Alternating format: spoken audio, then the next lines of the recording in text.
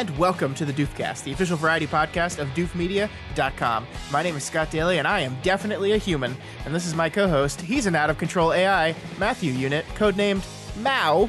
It's Matt Freeman. In order to proceed with this podcast, you'll need more power.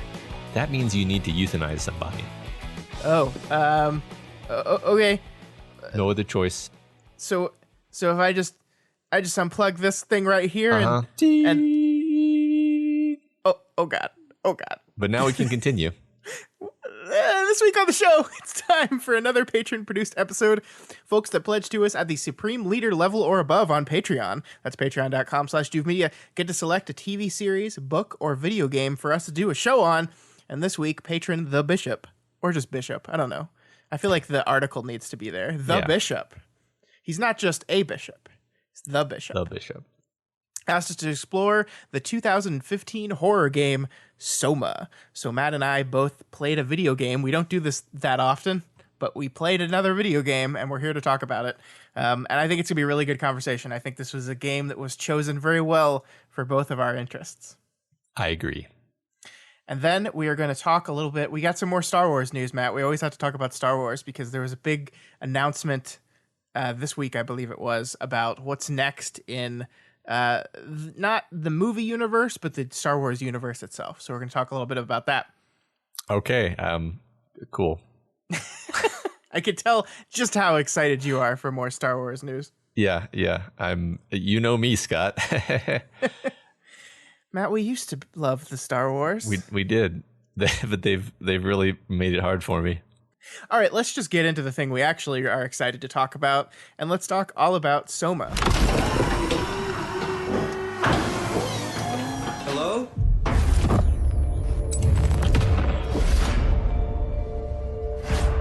The hell is this place? How did I get here? It's my sincerest belief that we can go on living. It really makes you think about what it means to be human. I mean, if we are able to save even just a small piece of ourselves, why wouldn't we do that? So, Matt, give me your best explanation of what Soma, the game, is. Or I guess a non-spoiler explanation first. Yeah, and that's a good idea. This will be a full spoilers discussion. So, Matt, give your non-spoilers overview, and then if you're listening to this right now and you say, wow, that sounds really good, I think I'll go play that, and then come back and listen to them talk about it. Yeah. So it's a powerfully atmospheric survival horror game with a lot of extremely effective, highly disturbing thematic and storytelling aspects. Mm-hmm. And that's the least spoiler I can get because I haven't told you really anything. That was perfect, Matt. Except that I don't think any piece of art has ever disturbed me as much as this game has disturbed me. Man, I really want to get into that with you because I think I enjoyed this game a whole bunch. But I think it affected you on a level beyond my enjoyment of it. And so I really want to dive into that with you. Me too. Yeah, this is one of the rare Doofcasts where I'm I don't think I can fully process this within a 2-hour conversation. I'm happy we get to talk about it. But I've sort of been obsessed with it ever since I finished playing it. Mm-hmm. So yeah. You were sending me trivia and things that you were reading or watching about it all day today.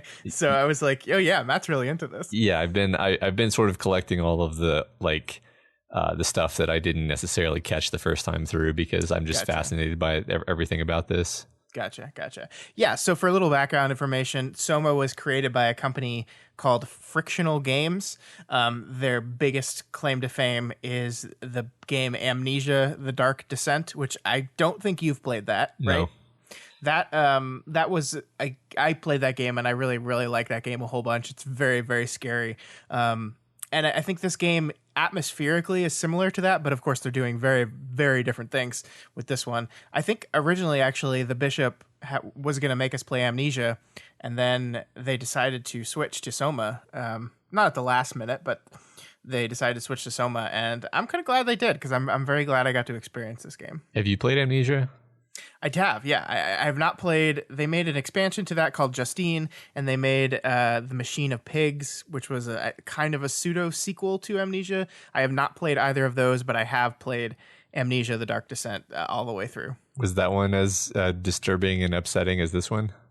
Yeah, but not in the same like existential kind of way. Okay. Like that is a very kind of standard, like you're in a spooky house and there's spooky monsters. Okay. And it ends up being some like weird, like there is some weird like trans-dimensional shit going on there. But not it's not the kind of like science fiction existential what is life, what is what is consciousness, like kind of exploration that this story is. No, not at all. Okay. I think I like Amnesia better as a game.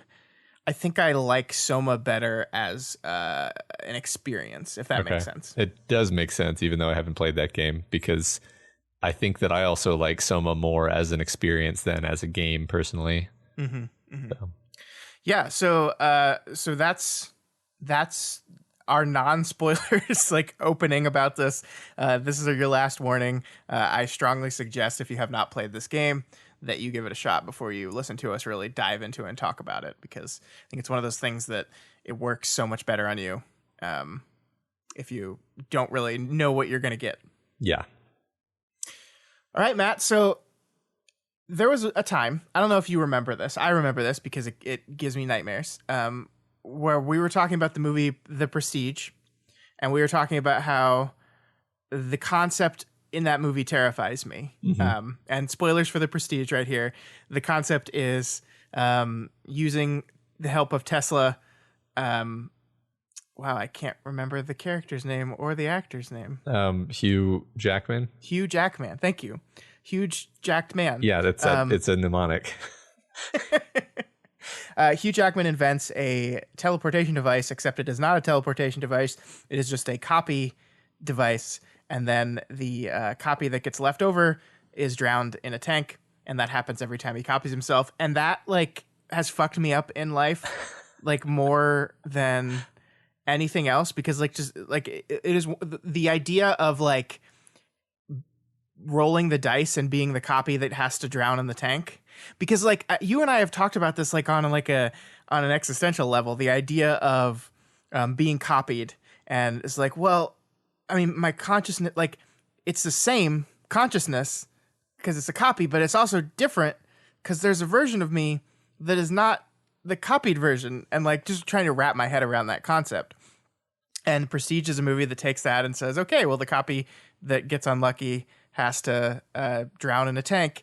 And this game put you in the first person perspective of the copy that gets unlucky. And that destroyed my world for like an hour after I finished playing this game. And so, I mean, it feels weird to start talking about the end, but I think that like that is the conceit of the game, right? That is the nail in the coffin of the finish that just like bowls you over, even though technically if you're paying attention to the game the whole time, that ending should not surprise you at all. Right. It's just that like our protagonist character cannot understand how the idea of copying consciousness works. Yeah. Well, so that was the fun part of that for me. I mean, fun / deeply disturbing is as we're going up to that moment, I'm realizing like, okay, this is just the pilot seat that he's sitting in. So right. Whether or not the next thing that happens is we show up on the Ark or we continue sitting on the pilot seat,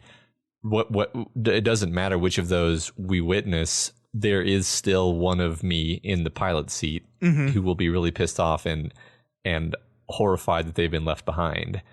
And of course, then the game gives you the ability to actually be that person. But the thing is, you kind of are both people, so you get to then later be the one who made it to the Ark. And the juxtaposition of those two outcomes is even more disturbing in a way, because the one who's on the Ark doesn't even consider that they've just left a copy behind at all for a second. Right. I mean, like, and the game sets this up beautifully because earlier in the game, you do that same process over again, except instead of Ark, it's transferring from one body to a body that can survive further down in the ocean. And so that whole process repeats exactly the way the one at the end of the game is going to go. But because in that instance, you stay locked in the point of view of the one that got lucky. You don't even really think about it that much, right? And you're like, you kill yourself. Yeah. Well, so that honestly, personally, and I think this is a fun kind of difference between us, is that that part disturbed me more than the ending, because the ending I sort of was like, yep, that's what they're going to do.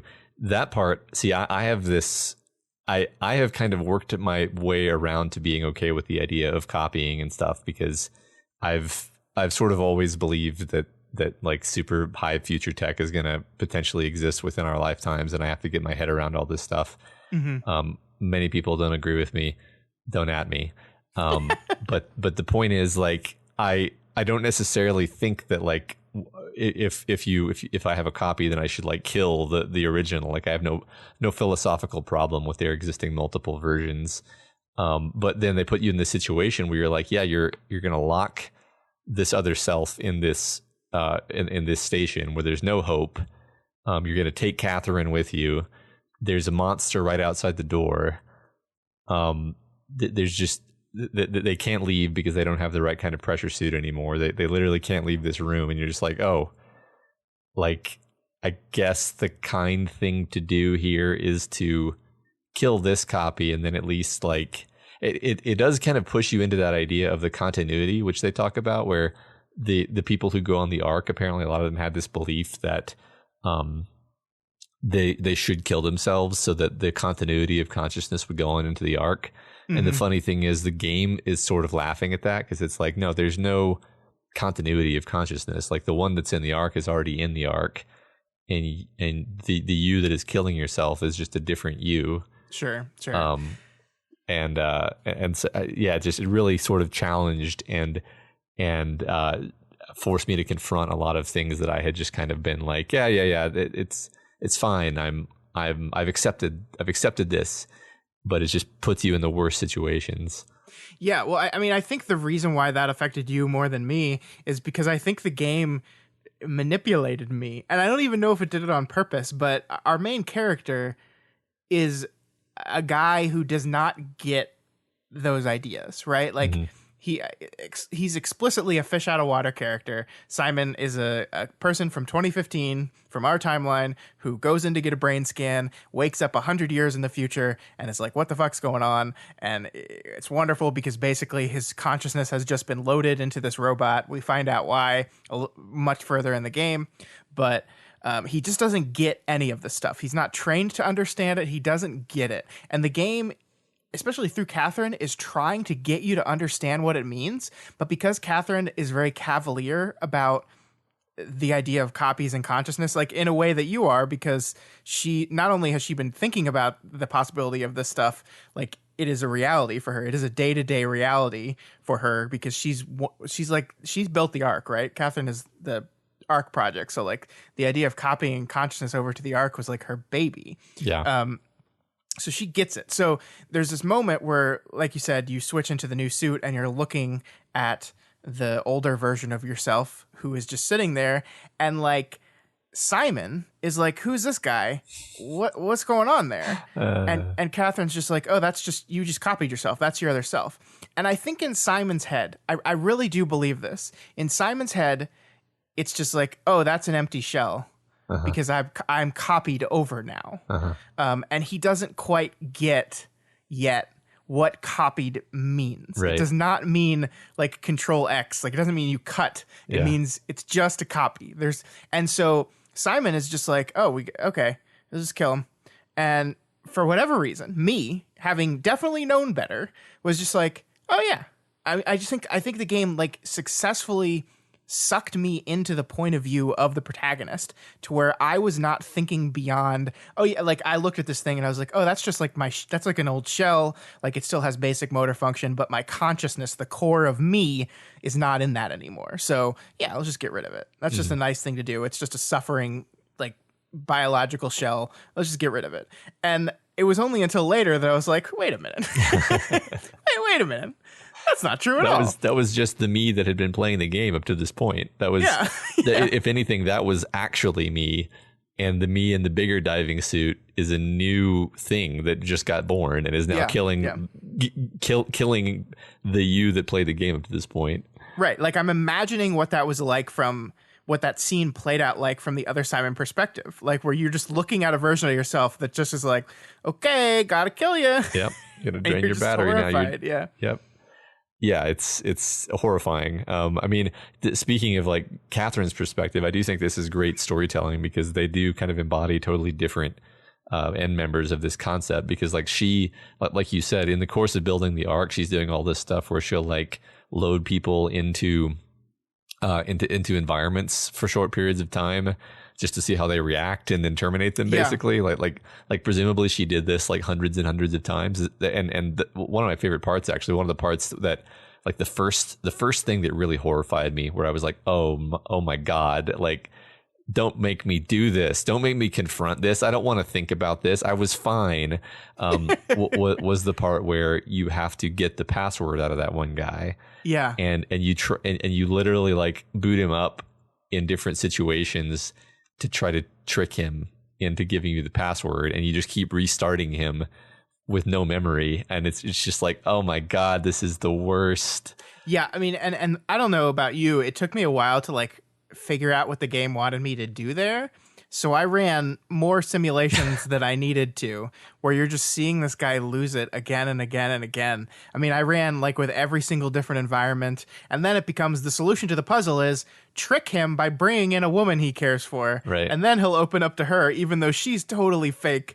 And you're like, oh yeah, it's torturous. It's so torturous because that's like a full, like conscious living human being right there. Yeah. Right. And the implications of the fact that you've started and then stopped this thing several times, it just kind of breaks your, like all of the like convenient assumptions that go into living our lives. It's just like, no, those don't hold anymore. you can't even think of a person as being the same thing anymore. Yeah. I mean, and this is the thing I love about this game is like it's filled with moments like that. I like the moment where you run into the only human being you actually see alive. I say human being, like all these people have consciousness of human beings, so they're human beings. But the only like biologically flesh human being you see is this woman. I forget which station she's in. It's semi near the end, but she's like dying. Yeah. And I don't know if you like. There's a it's not a required thing, but like when you're messing with the computers, you can like radio signal different rooms. Mm-hmm. And she's in medical. And I had before that moment radio signaled into medical and got a call from someone that was like, I don't talk to robots or something like that. And so I knew walking into that medical room that there was going to be a biological human being sitting there. So I was a little bit mentally prepared for seeing that. But then where it goes is just like the most arduous thing ever. And basically the setup is she gives you the arc, but she knows she's going to die. And like, there's nothing she can do. Like she's literally the only living quote unquote human being left on planet Earth. And she's sick. She's dying. There's no food. There's nowhere to go. There's nothing left. There's nothing left for her anymore. So she asks you to kill her, and you turn off her life support. And then as you're going to grab the arc, she says, "Please stay with me." And I don't know if the game made you do that or not. I didn't test it out because I was just like so like just like so taken aback by the situation. I was like, of course I'm going to do that. I would never do that. Like, I fully believe the game would have just let you like grab the thing and walk out the room. Probably, yeah. But it takes like a good 2 minutes for her to die. Like it is not like I was expecting like turn off the life support and then she'll say like one line of dialogue and then I'll just go beep. And that's not what it is at all. Is this slow like back and forth conversation as she very slowly like her rate of speech slows down a little bit. She's starting to get sleepier. Like I think there's a heart monitor thing, but I don't think it ever flatlines though. I think it just stops. Maybe I'm wrong. I don't think it flatlines. It definitely slows down gradually though. Yeah. And it's just like I realized then that I was just like fully bought into this world because like that was like an emotionally devastating scene. Like that was not, complete fetch quest and also here's a cutscene playing for you. That was me, Scott, watching a woman die, watching the last human being on the planet die. Yeah, and as she was speaking, I was picking up the photos, and then you realize that there's like 10 or so photos lying all around her chair that clearly she's been looking at. Yeah, she laid them out there. Yeah, and I was picking them up one by one as she was talking, and I got a little teary. I don't know if like a game has ever done that to me before in my life. Literally, like it was amazing. Mm-hmm. It really struck me. Just to ping off of that whole concept of her being the last person alive. Like, this is a game where the premise is there's like 50 people left because a comet has destroyed the Earth. Yeah. So just in case you weren't already ready to be depressed, everybody's dead except for these people down here. And then as you're going through the station, I think that's another part that it kind of gets you, is like you keep hoping you're going to find somebody alive. Like at first you're trying to find, I think her name is Amy. She's the first one you find. She's hooked up to the machine, and you end up killing her to get power. Which is funny because you don't really mean to, and it's clear that like even in the game, Simon is like, oh God, like he didn't really mean to either. Yeah, I mean, I didn't know what I was doing at that point. Like I didn't even understand what any of that stuff was. Like it does not explain to you what the Mao is at that point. Right. So there's just like plugs plugged into everything, and you don't know what they mean. And actually, it's like when I look at a human being attached to a plug, I'm like, that's not good. Yeah, let me fix that for you. Let me help that. Yeah, I want to help you. I'm going to save you from the plug. It's Yeah. like, oh no, you're dead. Yeah. Oh God. And then later, of course, Catherine gets in contact with you, and it's a surprise when you find out she's a robot, although I think maybe I was suspecting that. Well, at that point, you don't even know that you're a robot yet. That's true. I think she's the one to tell you that. And you're like, no. Although you know there's something wrong with you at that point. Yeah. Because like you're underwater. It's like, I think the moment where you are in the room that fills with water and are about to drown, where like you're looking at your hands and suddenly they're a diver suit, which is like literally your brain's rewriting of your situation, like breaking down, right? Because you look at your hands and they were human flesh hands, and then suddenly they change to this suit that not that you're wearing, the suit that you are. And for a second there, you're like, what? Yeah. What? And then it's like, oh no, that's literally just his brain, like was tricking him, right? Like because he was so convinced, I am a human. This is what I am. This is what I look like. Reminds me of the robot on the ground who's like asking you for help, and he just keeps denying that he's a robot. Yeah. Which that was one. I kind of almost forgot that happened. That messed me up too, because I like as you're doing it, you're like, oh, I get it. It's like a actual person is uploaded into this suit. Because at that point, I was like, okay, we're dealing with like uploads and brain copies. I think I got that pretty quickly, because I was like, okay, your brain gets scanned and then you wake up later, you're clearly a copy, you're clearly an upload. That's what this game is going to be about. And the idea that there was a guy in this robot didn't realize he was a robot, I was like, oh God, this is a nightmare. I hope it doesn't get worse than this. I don't know. There's a switch nearby him that electrocutes him. I don't know if you flipped that switch, because I did. I did. And okay, the voice acting in this game is so good. It's so good. Like everything about the sound is just perfect. It's really, really amazing.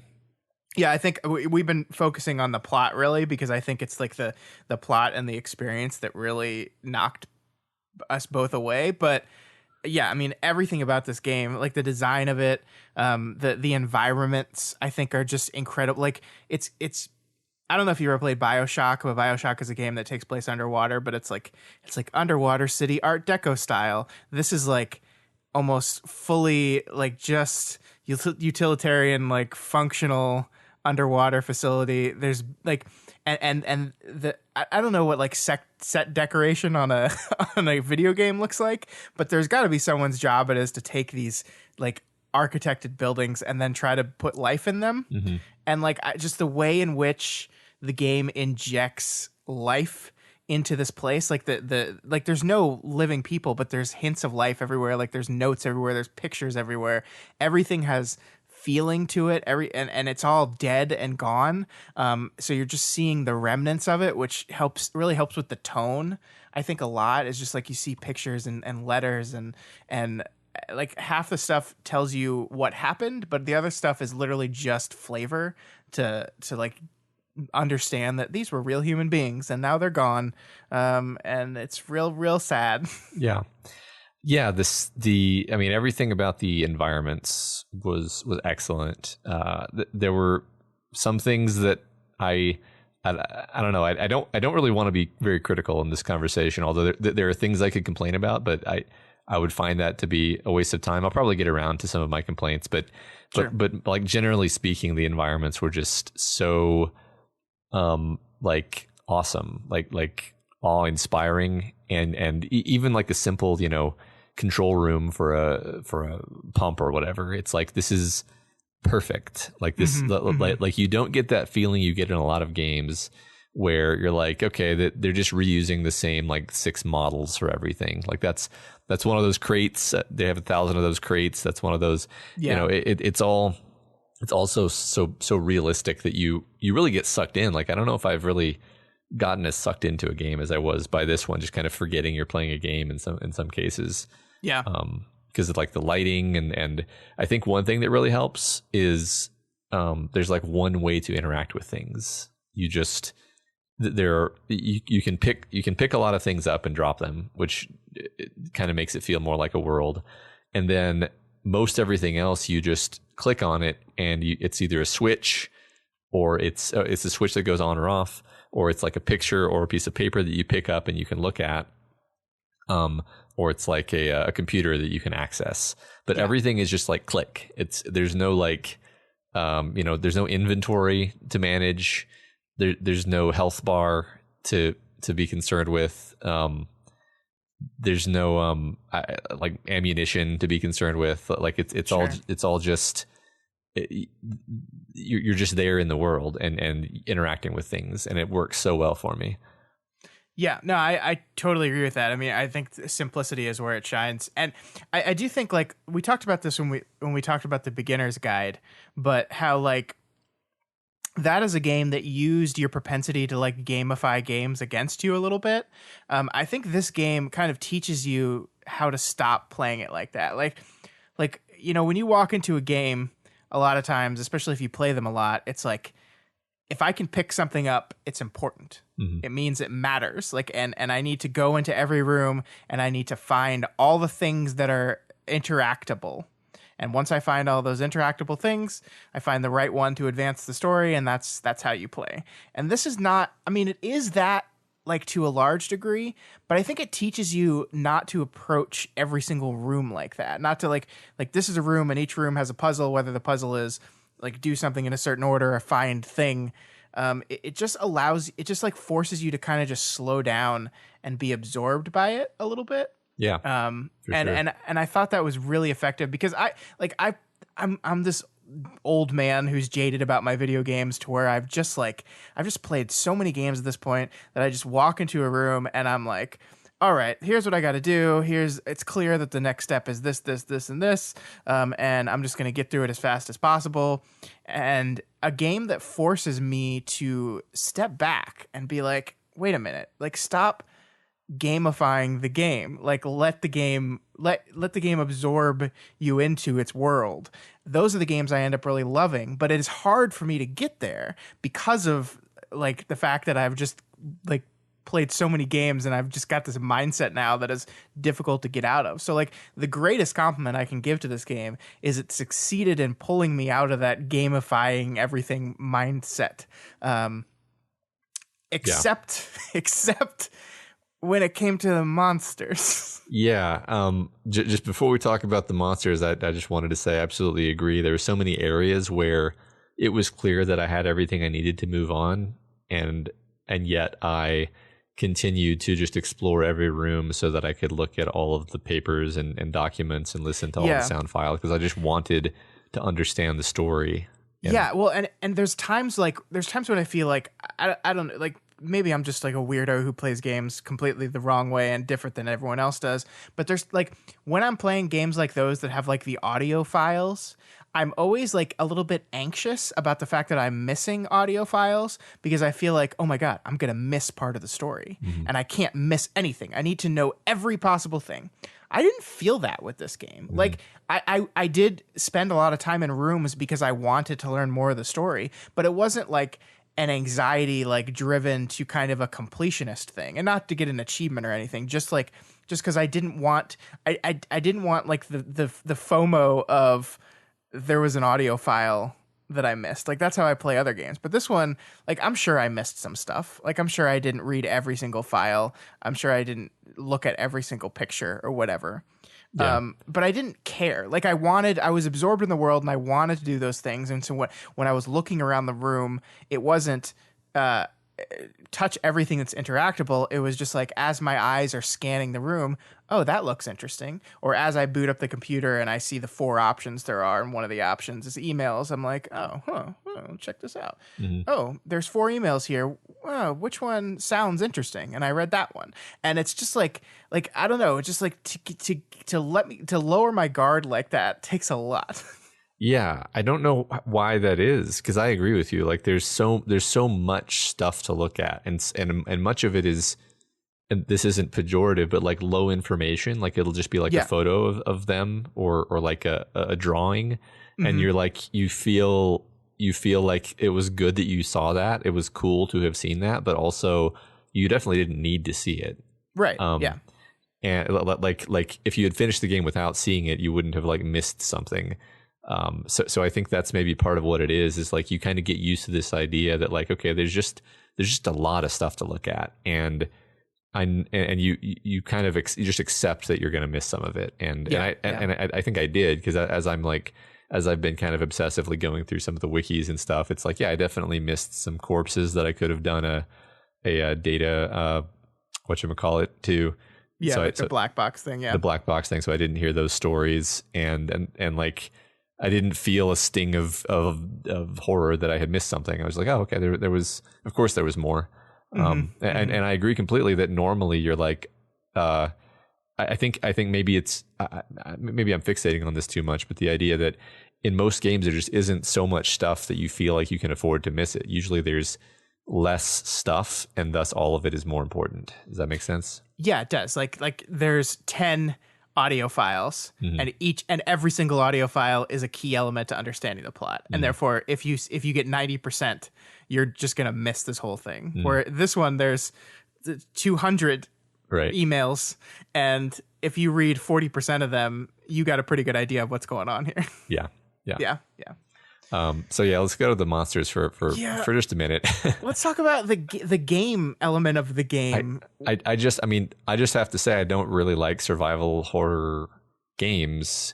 So like, I don't even know if my criticism of this is worth anything, because it's like, this is I don't care for that. So maybe this was the best survival horror game ever. I don't like to feel scared. I mean, it definitely worked on me. Like, I had like literal chills on my body during parts of this game, and my heart racing and everything. So like, it worked on me. I don't love that, and also I much prefer the parts where you're just kind of slowly taking in environments and piecing things together and figuring things out, and being sort of more atmospherically creeped out than there's something trying to get me creeped out. Yeah, I mean, and I love survival horror games. Like, I do. I love them. I love that feeling of fear. Like, this game accomplished that a lot when you're just like looking around and you hear just a noise. And I played this game with headphones on, so you hear the noise behind you and to the left, and you're like, what the fuck was that? I love that feeling. Like, I absolutely love it. It's so much fun.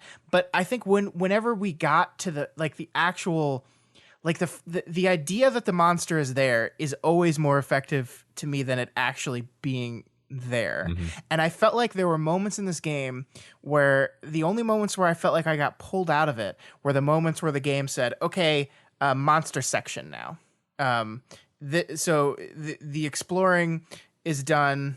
The learning new things is done. And this is just going to be you trying to dodge your way around a monster for a couple minutes. And that just kind of pulled me out of it a little bit, because it's just like, I mean, it's like the game is very minimalist, so it really doesn't hold your hand as far as like what the abilities of these monsters are, like how effective they are at hearing you or seeing you. You just kind of guess, and I think that adds some tension, and I like that. But there were parts where I was just like, the only time I like quit playing, because I think I marathoned this in like 2 sessions. The only time I quit playing was when I like finished up a really emotional part and then walked into the next thing, and I was like, oh, it's a monster section. And I was like, I don't want to do this right now. And I had logged off. Yeah. And like Amnesia is a game that has monsters like this too. And they serve a very similar function.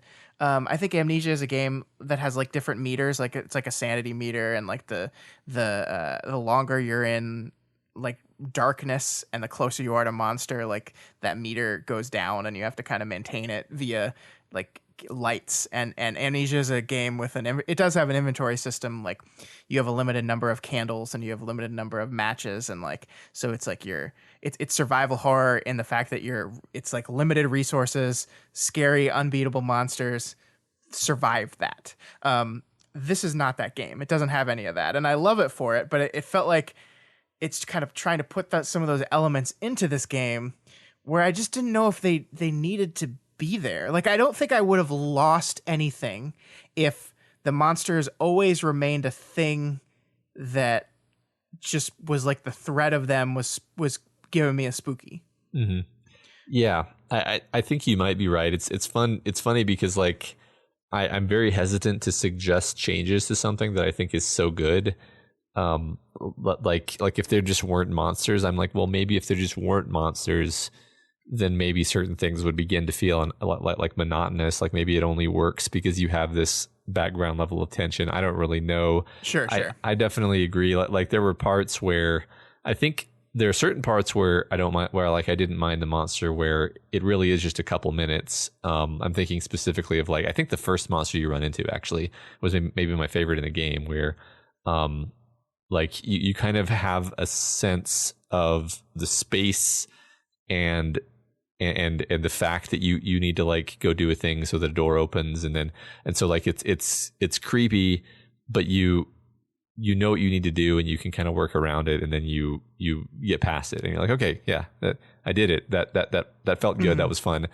But then there's sections where it's like there's 17 rooms connected by 115 hallways, and you have to like turn the power on and then replace the chip and then activate the elevator and go down to the next floor to get the thing, and then come back. And then this is going to make a loud noise when you do that. So you have to run after you do that. And then you have to break into, and like, I was just like, and the whole time you're doing all this, there's a monster that's walking around randomly and also reacting to sounds you make. And I'm just like, oh my God, this is exhausting. Like this isn't even, that one, I was like, this isn't even scary anymore. This is just like, yeah, I'm annoyed at this. Yeah, I mean, the things about that, like the parts that I love about that, I love the moments where like the game says you have 6 things to do and 20 seconds to do them in because the monster's chasing you. Mm-hmm. Like I like that tension, but I agree with you. Like the moments, and I know exactly which moment you're talking about, where it's stretched out.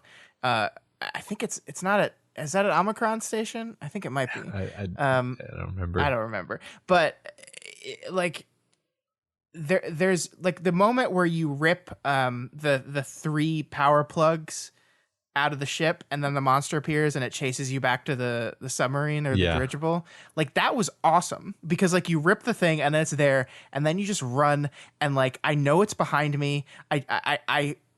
Did I remember the correct path to get back? I don't know. I think that's when the monsters really, really work, because like when I feel like I'm being chased by something, I'm afraid to turn around because I know it's there, but if I turn around, it'll slow me down enough for it to catch me. That's when it works for me. Like the segment you're talking about where you're trying to fix the thing to call the elevator down, like the actual act of like, okay, I finally got the chip, and the second I put the chip in, the monster hears, and then I have to close the 2 clips on it, and then I got to close the thing, and then I got to press the button, and then the elevator's got to open, then I got to get in the elevator and press the button inside the elevator, and every one of those things makes a noise, and the things like I know it's coming, that worked great on me. But I think it's the stealth sections that just didn't really work on me. The part where you're just creeping around and you know where it is. Like it's not even like, I think the stealth sections where you're not even sure where it is, I like that creepiness. But the parts where I know it's around the corner and I'm just like, I'm waiting for it to move away from the thing that I need to get to, where I'm just like, okay. Like when you're collecting the 3 different tools to make the new power suit, one of the tools, there's a monster standing right in front of it. Right. And I'm just like, I waited there for like a minute and I was like, is it going to move? No, it's not going to move. Am I going to have to lure it? Yeah, I guess I'm going to have to lure it away. And I'm like, okay, how do I do that? And so I just run over somewhere and I like jump up and down and wait till it comes after me. And it's like, at that point, like I'm just playing a game again. Like I'm not, and that's the parts that didn't work for me as much. I agree 100% with everything you just said. In fact, even to the point of the part in the ship where like you're running and you're like, and like as I started running, I was like, oh no, this isn't gonna work. There's no way I remember the way back to the ship. That was like 7 floors and 100 turns, and you're just running and everything's shaking, and like somehow I did it, and I was like so proud of myself. Yeah, it's got to be the most rewarding experience, like feeling, right? It's like I did it. And what's funny is the game probably is designed so that it's very hard to not do it correctly. Sure, yeah, but it can trick you into that. Because that's the thing. I think the level design is very, very brilliant in that, like, you never at any point really feel like you're being funneled down a obvious route. You always feel, of course you are. Yes, of course you are. And I think that's got to be hard to do, just because like I've played so many games where you just always know, like, yeah, I mean, no one would ever build this building this way because it's always there's only one way you can go. Whereas like the ship was perfect because there really kind of was only one way you could go almost all the time, but there was always like another hallway that kind of went off for a ways that you could go down, and then you would eventually find out that it was a dead end, but it wasn't a dead end in a way that felt like contrived, if that makes sense. It does. I think one of the other things that really helps with everything we're talking about, Catherine is a super important part of this game, but what the game did brilliantly was limit the interaction with Catherine. Like the only time you are able to talk with Catherine is when she is plugged into something. Mm-hmm. And so there are these long stretches of the game between Catherine segments where no one is talking to you. You have nothing. It's just you and the ocean. We haven't talked about any of the outside sequences yet, but I think they're all just incredible. Like I love them so much. Like they're so creepy and beautiful, and but it's just so isolating. You're alone, and it just like, I remember being so happy to see the thing that I can stick my Omni tool in, not because it meant I had achieved the next level of the game and because I was going to move on to the next story part, but just so I had someone to talk to me again. Yeah. Like, and I think like, again, like the fact that the game achieves that is so like incredible to me. Yeah. Like I was just so like, oh, Catherine, I'm hearing your voice again. Thank you so much. Yeah. No, I seriously have exactly the same experience. I think they probably intended that for you to be like, oh, thank God I can talk to Catherine. I feel safe now. Mm-hmm. And I mean, it really makes you like Catherine, which is, it's funny because I was convinced that Catherine was going to turn out to be evil. Like I thought that's what we were doing with the game, was like, the game really, really makes you like Catherine, but then it shows you a lot of hints that she's a bit off. Yeah. But I mean, one of the things Amnesia has, and I'm trying to say this in a way that doesn't spoil that game for anyone that hasn't, but there is a part of Amnesia where you are being like tricked or manipulated into doing something by someone else, and so I was looking at Catherine as a character and being like, are they doing like a similar thing again where like this is actually like Catherine's just tricking me and using me to accomplish her nefarious goal or something? And I'm actually like super thankful that no, that was not it, because I grew to like depend and love Catherine so much by the end of the game that would have just crushed me. Right. I mean, I also liked her character and wanted her to be good, but I was like sort of convinced for long stretches that she was like a fabrication of the WoW, and she was going to trick me into delivering the arc to the WoW. I mean, it kind of even seems like that's maybe what happened at one point, because it leaves your sight and you're like, well, for all I know, I just handed it to the WoW. And that would kind of make sense as like a terrible, shocking twist, but I actually like the terrible, shocking twist they went with more.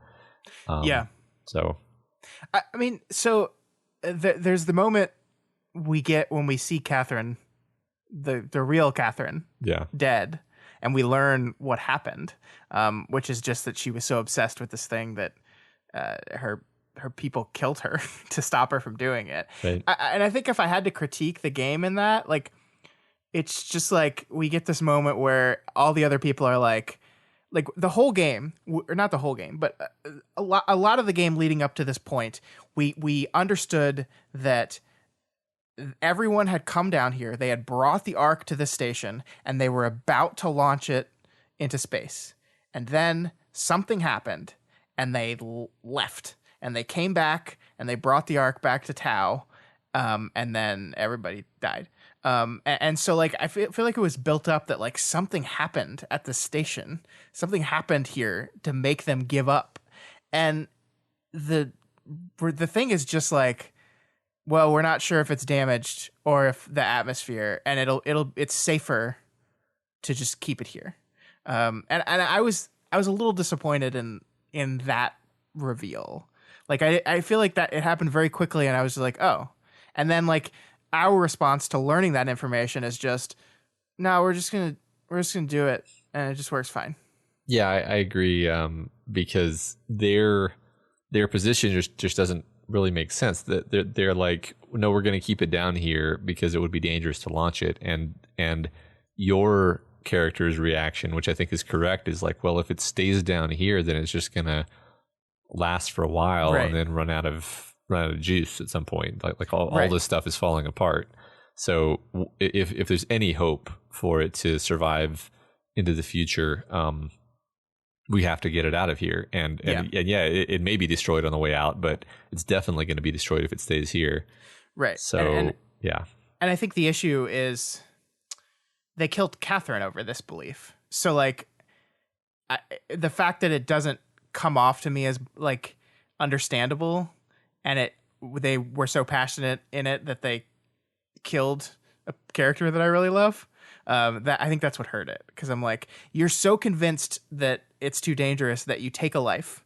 It's an accident, but, like, they get worked up so much that they hit someone with a wrench and she dies. Right. And I was just like, but your point, it doesn't make any sense. Like that. And I mean, maybe it's okay. Maybe it's just like these people they're terrified and irrational, and that's just all it is.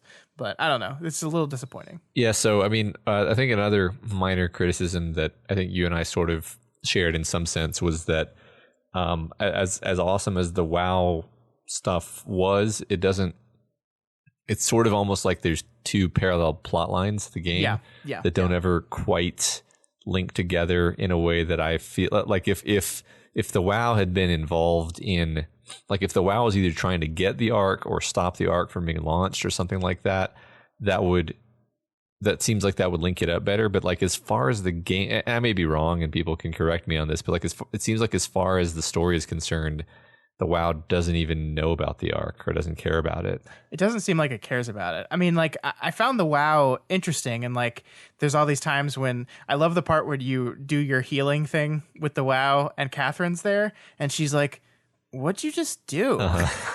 and you're just like, I don't know, but it makes me feel better, so I'm gonna keep doing it. And she's like, but that's the WoW.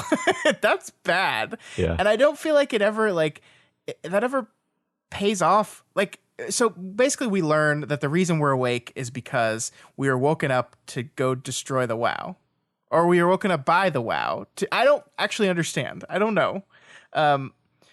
Because the big moment of choice in the game, the biggest moment of choice in the game is whether or not you're going to destroy the WoW. And I did. I killed it.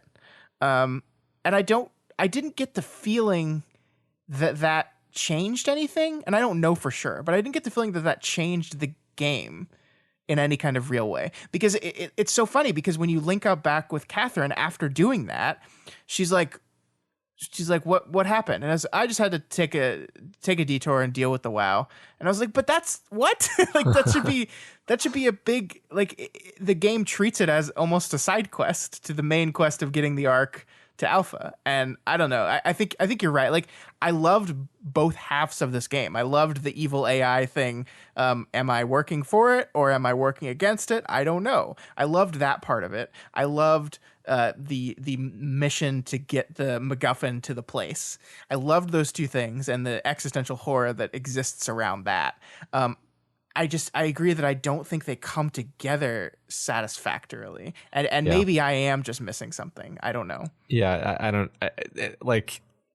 It's really it's less of a complaint and more of a like possibly missed opportunity, I guess is what I would call it. Like, yeah, because I loved the concept of the WoW so much. I love the idea of rogue AIs, and I especially love it when they're not rogue in a way that's like, oh, it's just evil now. Like, like basically it's trying to save humanity.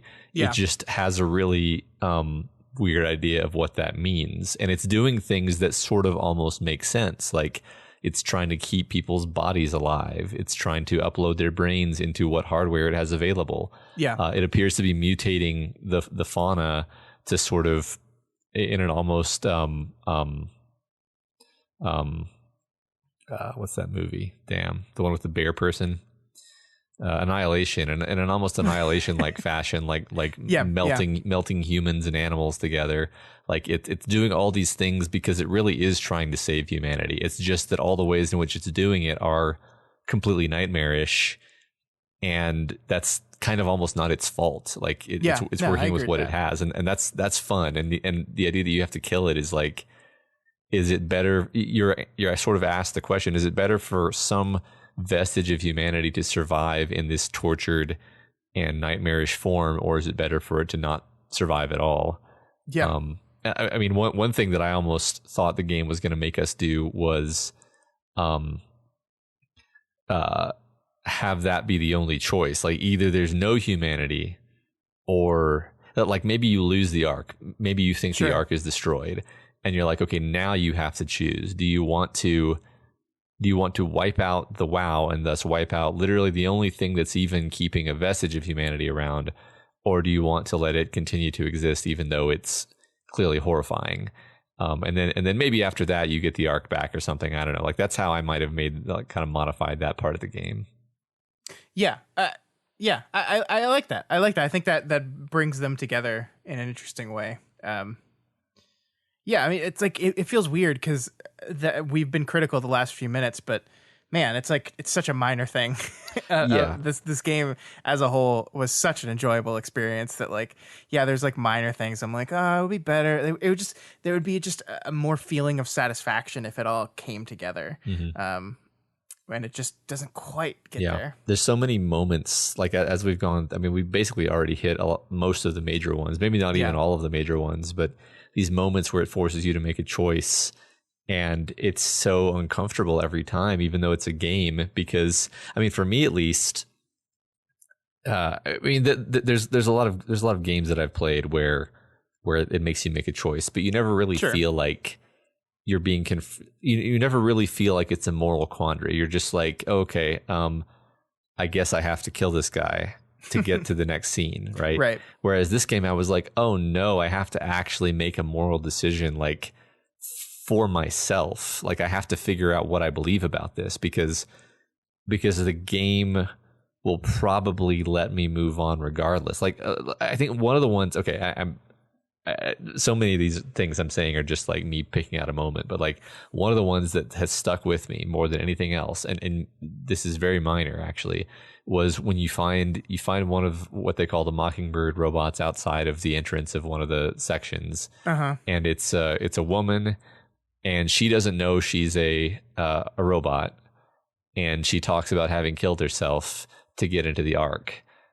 And she's like, yeah, I got scanned and then I woke up here, and like, she clearly thinks this is the Ark. Oh, gosh, and you have the opportunity to unplug her, and I just like agonized over that, and eventually I did, and then I was like, oh, did I make the right choice? Like, cause like maybe we could have come back and saved her, or oh man, like this is so.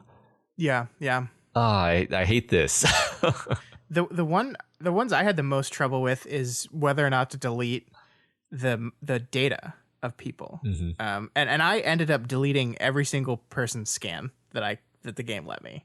I deleted my own scan. I deleted everyone else's scans.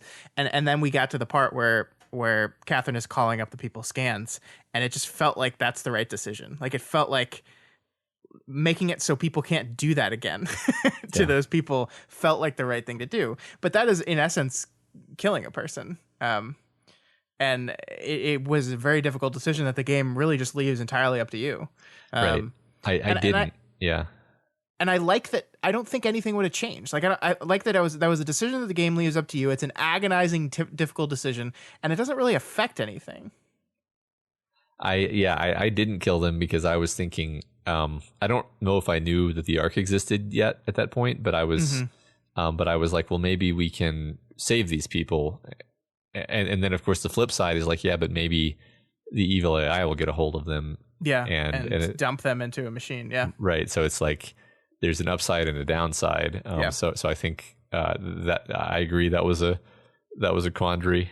It's funny, the one time that I just did kill someone without even really thinking too much about it was the last living human at the end, because I was just like, this is just pretty clear cut to me. Yeah, I mean, she's asked for right? it. Yeah, like I think that is much different than just deciding on your own. When a person is looking at you and saying, "I have nothing left. Please do this for me." Yeah. The one part that we're just listing parts now, but like when you have to shock the robot to get the chip out of it. Oh yeah. I don't know why, but that really fucked me up. Yeah. I'm not even quite sure, like, if there was a consciousness in that thing or not. I think there was. Probably, right? Yeah, it seems like every robot has something in it. I think it was one of the ones that the WoW had put the consciousness into from because the WoW had been taking brain scans from pilot seats and just putting the uploads wherever. Yeah. And what's funny, I didn't actually witness this. I learned this from a YouTube video later, but apparently when you do that, the little helper robot that's been following you around just like looks at you and then floats away. Oh my god! Into the distance. Oh my god! Yeah. And like Catherine is so like blasé about it, where she's just like, "We need the chip." Right.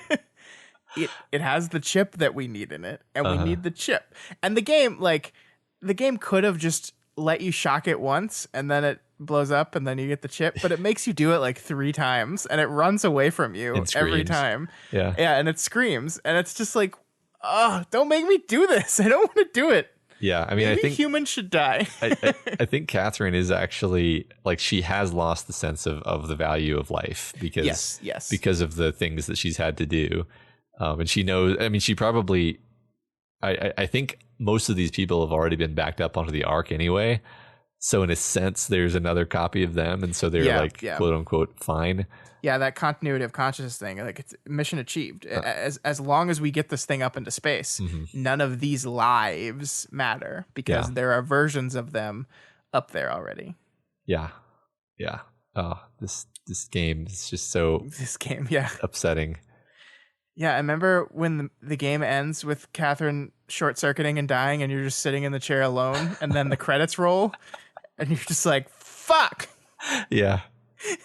Yeah, I mean, I almost walked away from the game, not because I was mad or whatever. I just was like, okay, I'm done. I can't handle this anymore. And then of course the credits end, and you're actually on the Ark. And I actually kind of was like, oh, this is fun. I kind of want to explore the Ark now, but you didn't really get to beyond a little bit.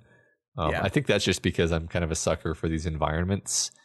Sure. Like I loved about the beginner's guide so much was just these like spaces that you're walking around in and just absorbed in the architecture and so forth. And I was like, oh, I could have just eaten up the Ark. I'm glad I didn't miss that end either. I think the only reason I didn't is because I was just shell shocked and just sitting at my computer screen as the credits rolled, and the credits were just short enough to where about when that was wearing off, the post credit scene booted up. So but when you do start up in that scene, you're like in this dark, dank cave with like some growths on the walls, and I was like, oh, my theory is correct. It's going to turn out that the Ark is actually a hell dimension that we've now put into orbit for thousands of years. Yeah, they definitely did that on purpose. Yeah, I think they did. Yeah, but it's just happy. And you know what my favorite thing about this game was, Matt? What? Is that I got to play a game again. It's been we've been so busy lately that I haven't like played any video games in a while, and it was just really fun to sit down and play a game that I really, really liked. So I'm really glad we got to do it. Yeah, I mean, the last time I splurged and bought like one of the big titles, I played it for like maybe 2 or 3 hours, and then I was like, I don't need to. Yeah, this is but like this just sucked me right in. I mean, I feel like within a short time of starting this game, I was hooked enough that I would have finished it even if we didn't have to do a show about it. Yeah, I mean, I think it was this time last week, because as soon as we finished recording, you started playing it because you were worried about finishing it on time. And we were sitting there chatting while I was editing, and I could tell you were being sucked into the game because you stopped talking as much. It's funny how the beginning of the game creeped me out so much, just because I was like waiting for the scary stuff to start. Sure. Like even when I'm in the apartment, I'm like, what's going to be wrong with this apartment? Nothing. Just you're in a car accident and your brain's all messed up. Yeah, your brain's bleeding. Yeah. Well, that's Soma. Really, really good game. Really enjoyed it. I hope everyone else out there, if you've listened to this whole conversation, you've played it. I will. So here's what I was spoiled from this game, because I complained to you. Remember? Yeah. I was listening to an episode of Pod Save America, and for like whatever fucking like happenstance reason that will never make sense to me, there was an ad read that John Lovett, one of the Pod Save guys, was like, this reminds me of the game Soma, where it's like, when you get teleported and you're the copy that's left behind. That's what he said. And look, I didn't think that ended up like it didn't ruin the game for me. Obviously, I really liked it. Like I would not have known that's what the game was about if not for that beforehand. But like, I don't know, like it didn't ruin it for me, but still, come on, ad read. Yeah. Let's not do that. There's no need to spoil the endings of things. Yeah. I mean, it's, yeah, I don't know. I think I might have been annoyed if I had been spoiled on the ending of this, because it was such a perfect culmination of the ideas and themes of the story. Yeah, but I mean, the thing is that like I wasn't even sure that was the ending, because like at the point where you get teleported, or you switch to the new body and you watch your old body, I was like, oh, I get what John Lovett meant now. And I didn't like, at the point, it didn't click in my mind that of course this is going to be the way it ends. It has to be. It just hadn't clicked with me.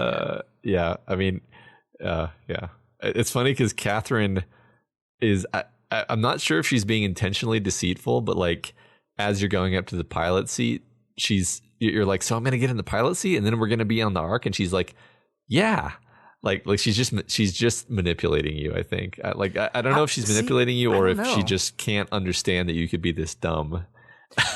I think she just doesn't get that you don't get it. Yeah. I really do, because like, yeah, I think you're right.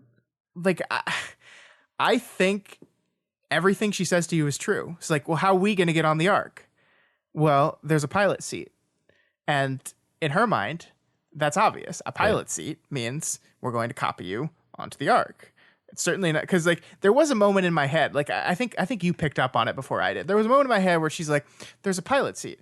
And I was like, there's a pilot seat? Like on the satellite? Like I'm going to drive it? and then I was like, oh, wait, I remember what pilot seat means. And then as the countdown is happening and you're kind of watching the bars fill up and you're like, oh yeah, of course it's going to finish, but I'm still going to be here. Yeah. Oh man, it's perfect. It is perfect. All right. So I think that's it for Soma, right? Nothing else to say. Yeah. Yeah. Great game. Love it. I can't wait to see. I think this is the last game this company has made. Let me look at Frictional Games. Hope they make more. It reminded me a lot of Peter Watts's story, or actually trilogy of books, Rifters, which is about, it's fairly sprawling actually, but there's a big part of it that's like underwater creepy stuff. That kind of tonally fits in a lot with this. There's not like rogue AI or whatever in the same way, but there's like creepy modified sea creatures and stuff. So that was fun. That was a fun little reminder. Oh, cool. Yeah, I've never read that. So, okay. So there are more games coming from Frictional. Excellent. Soma was apparently a really big success for them. So they are in production on 2 yet unannounced games and have started pre-production on a 3rd game in 2019. Well, that's great to hear. And it's a small independent company. It's 25 people. They're based in Sweden. That's pretty awesome. That makes me excited. Matt, they're hiring a tech lead. Yeah. Do you know about games? No, I do not. Do you speak Swedish? You can code Python scripts for them. It's not going to work. Process text files. Doof. All right, Matt, before we go for this week, I want to talk to you about Star Wars The High Republic. Do you know what Star Wars The High Republic is? I know that it's a new show they're doing. I don't really know what it is exactly now. Yes, show. No, it's not a show. It's not a show. See, there you go. Could you tell me what Star Wars The High Republic is, Scott? So Star Wars The High Republic is it's basically their name for what the Star Wars Expanded Universe is going to be. It is a series of comic books and novels that will all be set 200 years before the start of the prequels. So they call it the High Republic. So it's like the high point of the Republic that eventually falls 200 years later. It's like a high point for the Jedi, as they said, the Jedi as true guardians of peace and justice. This is a hopeful, optimistic time where the Jedi and the Galactic Republic are at their height. But of course, in this glorious new era, something wicked this way comes. This initiative will give readers young and old a new corner of the galaxy to explore through rich, meaningful stories. Plus, readers will learn what scares the Jedi. This is Sith. We know that. We know that already. Been over this. Yeah. So the point is, it's going to be a series of comics and young adult novels and just regular novels, all set in this one time period. I don't think it's going to have like a continuing connected story through it, but I think they're going to be like, it's all circling around some event they haven't talked about yet. Basically, a call to action is basically what's going to happen. And so that's what it's going to be. And it's weird to me because, like, I feel like Disney thinks they can only do this stuff in non-visual media. Like, there's no television show taking place in the High Republic. There's no planned movies around this event. This is just comic book and television show, or comic book and novels. And it's just weird to me because, like, I don't know, the thing that would make me interested in Star Wars again as a film franchise is moving away from all the stuff it's been doing. And it seems like at every possible turn, no, we're not going to do that. And here's an opportunity to do it where they're recognizing, like, look at this place. We've invented this time in Star Wars that's never been really looked into before, and we can do whatever we want with it.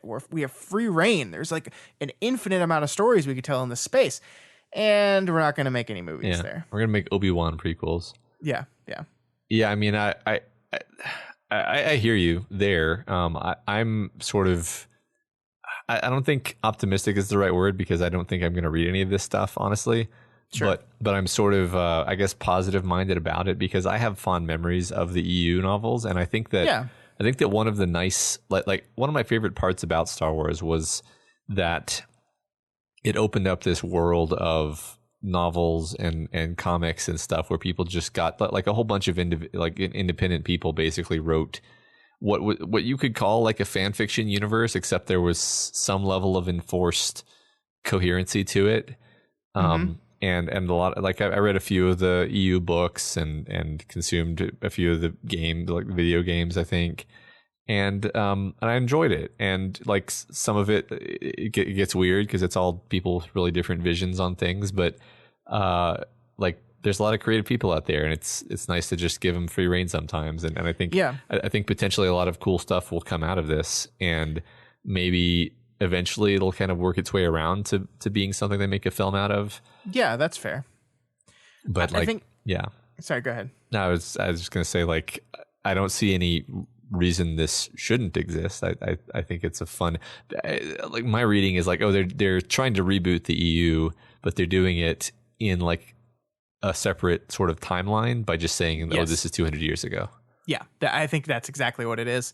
And yeah, I mean, look, I think the low stakes of novels and comic books is like the perfect place to start exploring new things, because like it's relatively safe from like an investor standpoint.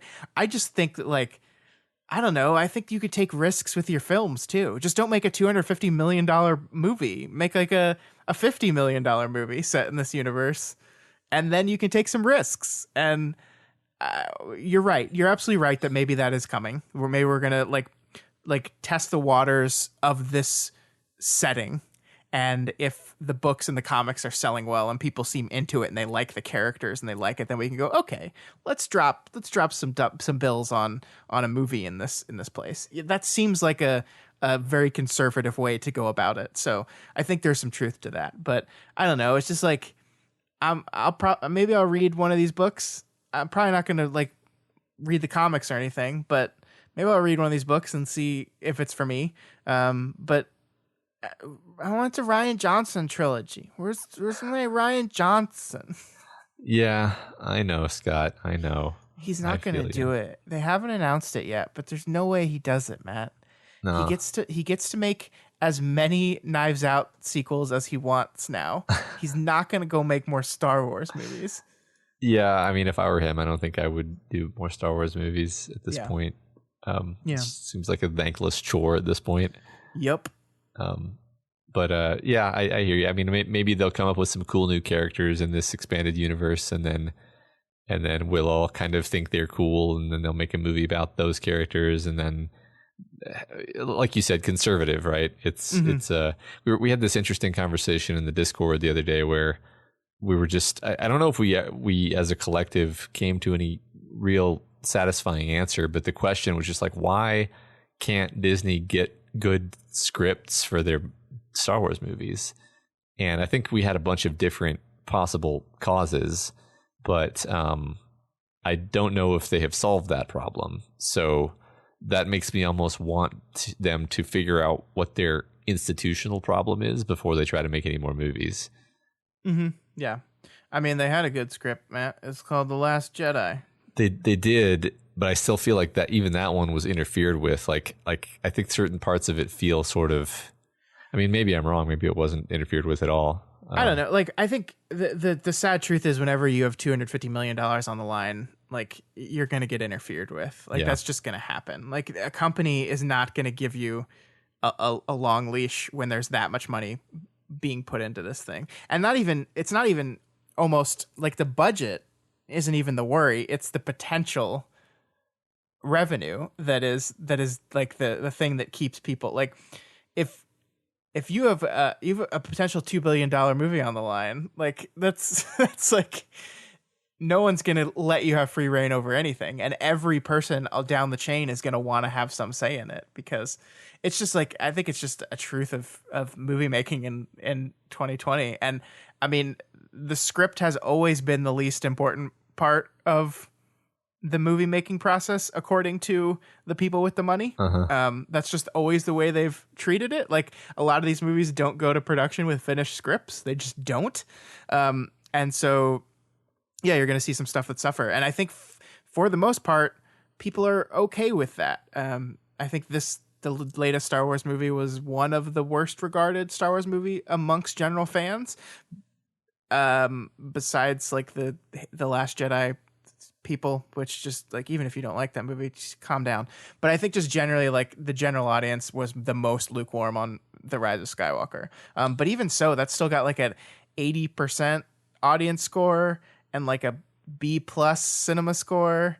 So people are just like, yeah, lasers, love it. Right. And so like when that's the requirement, like, why spend the time and or money to get like great polished script versus good enough, you know? I sort of get it, but also I kind of have my counter argument, which is I think sort of the MCU is a counter argument, sort of, because it's not like this MCU had just like amazing scripts. It's more it's more that they just had a lot of consistency. Yeah. And then they go ahead. Iron Man did not have a script. Yeah. Iron Man is almost entirely improvisational. Yeah. And figuring out the movie as they shot it. Right, which is hard to believe when you watch it. Honestly, I thought, yeah, it's a miracle. The movie works. Fucking miracle. The movie works so well that I almost wonder if that's. I've heard that too, and I'm like, really? You sure? You sure you didn't have like a really, really good outline in terms of like every scene? And then when you say there was no script, you mean that you had all the scenes, but you didn't have the lines? Anyway, like I think that a level of consistency and thoroughness within and between movies allowed them to build up this franchise into this Leviathan that it became, that now they make these multi-billion-dollar, or these movies that make multi-billion-dollars because they earned, they earned the goodwill and the audience for those. Whereas Star Wars has done the opposite. They've taken the most valuable brand of the most valuable franchise in the world, and they've tarnished it by mismanaging. And like you can say like, yeah, well, it doesn't matter. I'm like, oh, it kind of matters because I'm less likely to see the next one. Yeah, I mean, that is true. I mean, they've definitely hurt the brand. I mean, this movie made the least amount of all three of them. Yeah. I mean, like the thing with the MCU is I feel like they're just like so much less beholden to expectations to a certain degree. Like, I think the thing about Star Wars is there's so many conflicting ideas of what a Star Wars movie is and what it has to be and what it should not do and should do, that crafting a plot in that lane is so much more difficult than creating this whole MCU thing, which borrowed heavily from the comics. Of course it did, but it also was just like, this is what we want to do with it, and we're just gonna do that. And that, yeah, I mean, I don't know. I just wonder. I mean, part of me is just, I just wonder if like Star Wars is a thing that is like, things have their place and their time and then go away. Like that used to be how things worked, right? Like things don't always go on into perpetuity. Like there's a time when something is very popular, and then there's a time when it is no longer as popular anymore. And maybe Star Wars is just in we don't care as much time anymore, because like there's so many Star Warsy things out there. Right. Now, I mean, one of them being like Guardians of the Galaxy, for example. Yeah, right. There was this tweet I saw the other day that has really stuck with me. That was like, everybody sort of makes fun of the fact that Avatar didn't make a cultural splash. I mean, James Cameron's Avatar, and the tweet was like, the reason why you're not talking about Avatar is because you were allowed to stop talking about Avatar because they haven't been shoving it down your throat for the last 50 years, right. Like they have with Star Wars, where we got the originals, and then we got the prequels, and then we got the new trilogy, and we've never been like allowed to just stop. Like even this conversation we're having right now is because they released this new thing, and it's like, yeah, okay, you're gonna keep trying, you're just gonna keep pushing the button, Yeah, I mean, I think that the staying power of Star Wars might literally just be that there was a several year break in between each of the trilogies, right? Right. Like, if George Lucas had continued to pump movies out as soon as he finished with Return of the Jedi, would we just be done? Would Star Wars have been over a long time ago? Probably. Yeah, I think don't it would know. be something that like kids like, and then that's it. And then we don't talk about it beyond that. Yeah. Like I'd probably still show the original trilogy to my kids, and they'd think it was fun, and then they'd probably think it was boring because now they have the MCU. But is Marvel the exception to this rule, or has it just been too short a time to really know that? Like, I mean, it's been 12 years, but like relatively, it's not been 40 years of MCU. The exception meaning that they're gonna like overdo it, or they're just like no one's sick of the MCU yet. I think I mean, we might get sick of the MCU when they start their new phase if we don't like the direction they're going. But That's true. You know, I feel like the idea of having 20 movies where each one is about you have a bunch of different characters and different tones and different feelings, and maybe you didn't like Doctor Strange but you like Thor, or vice versa, or you love Iron Man, you don't like either of those two. Like there's kind of something for everybody, whereas Star Wars tries to be 3 movies for everybody, and that's just never going to work.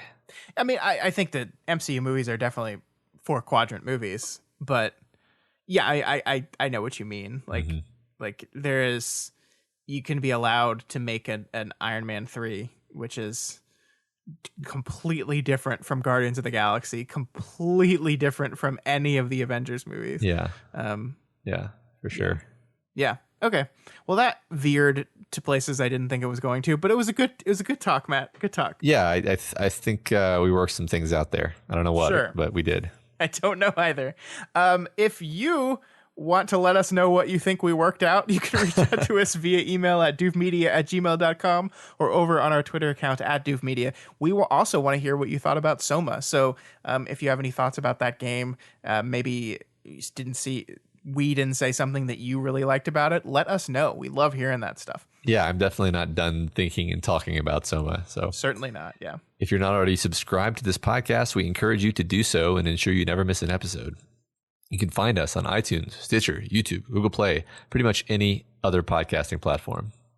And you can find this and all of our shows over at our website, doofmedia.com. That's where you will find our book club, which is meeting, if you're listening to this on the 28th of February, the day it comes out. We are meeting tonight at 9:30 p.m. to talk about Blake Crouch's Recursion.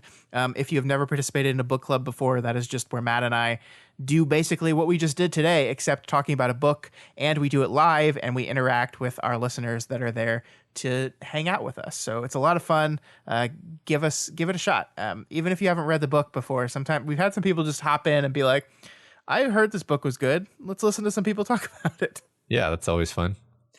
And of course, if you want to support us, you can do so at patreon.com/doofmedia. We are a fully patron-funded media network, so we don't run ads, we don't do anything else, so it's all just coming from the generous donations of our listeners, so you can help us out there. This podcast right here, this episode, only existed because of the generosity of one of our listeners. Thank you so much, the Bishop, for having us play Soma. I'm so glad that you switched to Soma. I'm so glad that you had us do that.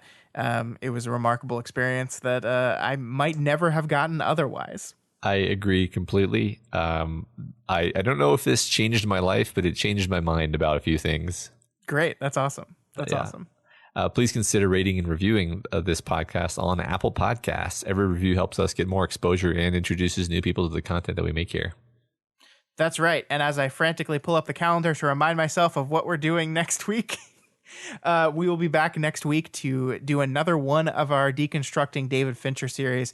We're going to be talking about Panic Room next week, Matt. Awesome. Can't wait.